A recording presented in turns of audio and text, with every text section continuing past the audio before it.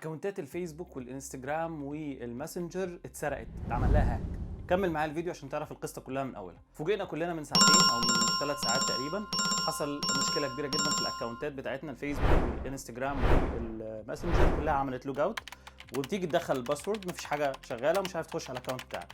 اللي حصل وفقا للاناونسمنت زي ما انتم شايفين دلوقتي اللي طلع عن متحدث باسم فيسبوك او باسم ميتا، قال ان في مشكله والمهندسين شغالين بيحلوا المشكله دي.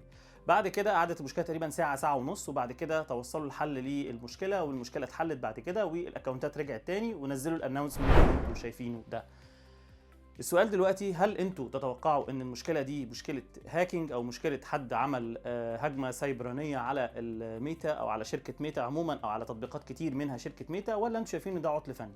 انا من وجهه نظري شايف ان ده عطل فني، لانه مستحيل ابدا انه يحصل هجمه سيبرانيه على حاجه بحجم شركه ميتا. وفقا للجارديان والمقال اللي نشر في الجارديان بيقول ان اللي حصل هو عطل في الانترنت الداخلي في شركه ميتا، فعشان كده في السيستم بتاع اللوجن اللي هو لما تيجي اوثنتيكيت الاكونت بتاعك او تخش على الاكونت بتاعك وتحط الباسورد كان في مشكله، فعشان كده هم اضطروا ان هم يقفلوا السيستم تماما ويعملوه داون لحد ما يحلوا المشكله، وده اللي حصل بالفعل وحلت المشكله بعد كده ونزلوا الاناونسمنت اللي انتم شفتوه ان المشكله اتحلت بنجاح.